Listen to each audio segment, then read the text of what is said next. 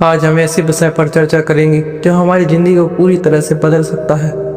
हम सभी जीवन में कभी न कभी बंधन महसूस करते हैं, चाहे वो डर हो, असफलता का भय हो या समाज की अपेक्षाएं। कई बार हम खुद को ऐसी जंजीरों में कैद कर लेते हैं जो असल में होते ही नहीं। हमारे मन में एक काल्पनिक बंधन हमें आगे बढ़ने से रोकते हैं। आज की कहानी एक साधारण सी लगने वाली घटना को दर्शाती है, लेकिन इसमें छुपा हुआ संदेश इतना गहरा है कि अगर आप इसे समझ गए तो जीवन में सफलता और स्वतंत्रता के नए आयाम खोल सकते हैं। तो आइए इस प्रेरणादायक कहानी के साथ इस सफर की शुरुआत करते हैं। बहुत समय पहले की बात है। एक व्यापारी अपने 100 ऊँटों के साथ रेगिस्तान की यात्रा पर निकला था। यह यात्रा आसान नहीं थी। रेगिस्तान की तपती रेत, जलती धूप और थकान से भरा सफर। उन ऊँटों पर भारी सामान लदा था और हर ऊँट उनके व्यापार के लिए बेहद जरूरी था।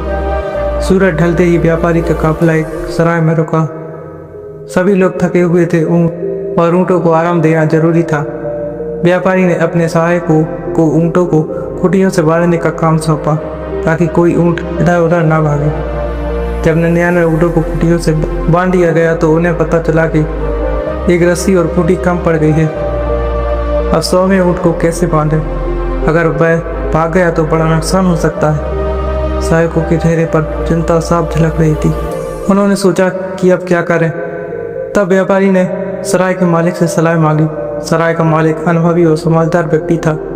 उसने कहा, आप परेशान मत होइए, बस ऊँट के सामने ऐसा दिखावा कीजिए जैसे आप उसे बांध रहे हैं। व्यापारी और उसके सहायकों को यह बात अजीब लगी। उन्होंने सोचा, क्या ऊँट इतना भोला है कि नाटक को सच मान लेगा? लेकिन और कोई उपाय न देखकर उन्होंने वही किया। उन्हें जमीन पर एक काल्पनिक खूंटी ठोकी, ऊँट को गले में रस्सी बांधने का नाटक किया। फिर उन्होंने ऊँट से कहा, अब बैठ जाओ। ऊँट बिना किसी हिचकिचाहट के बैठ गया, जैसे वो सच में बंधा हो। यह देखकर सभी लोग हैरान थे, लेकिन थकान के कारण जल्दी सो गए। अगली सुबह जब सभी व्यापारी ऊँटों को खोलने लगे तो उन्होंने देखा कि 100वां ऊँट अभी भी बैठा है। उन्होंने उसे उठाने की कोशिश की, लेकिन वह हिला तक नहीं पाए। व्यापारी ने फिर से सराय से पूछा, यह ऊँट क्यों नहीं उठ रहा? सराय मालिक ने मुस्कुराते हुए कहा, क्या तुमने उसकी खूंटी और रस्सी खोली? व्यापारी बोला, लेकिन वो तो थी ही नहीं। अगर रात को तुमने ऊँट को बांधने का नाटक किया था तो अब रस्सी खोलने का नाटक भी करो, तभी ऊँट उठेगा, तभी ऊँट मानेगा कि वह आज़ाद है। व्यापारी ने वैसा ही किया और ऊँट तुरंत खड़ा होगा। इस कहानी में ऊँट हमें खुद के मन के बारे में बहुत बड़ी सीख देता है। हम सभी की ज़िंदगी में भी कई ऐसे काल्पनिक बंधन होते हैं जो असल में होते नहीं हैं। डर, असफलता की आशंका, समाज की अपेक्षाएं, दूसरों की सोच।